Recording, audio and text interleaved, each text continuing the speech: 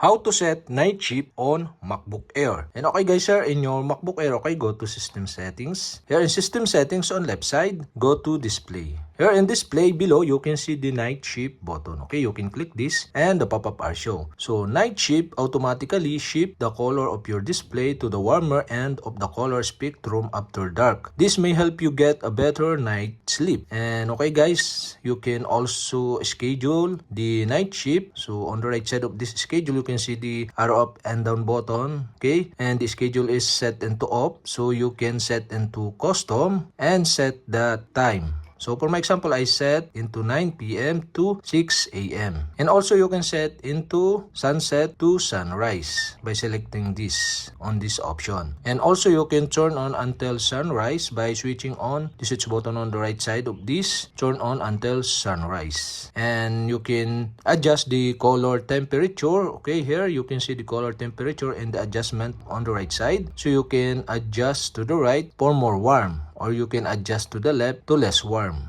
And okay, I decide the color temperature into center. So okay, warmer settings may affect the appearance of some on-screen motion. So okay, we have successfully set the night shift on MacBook Air. So after that, click done button to save. And that's it. Okay, we have successfully set the night shift on MacBook Air.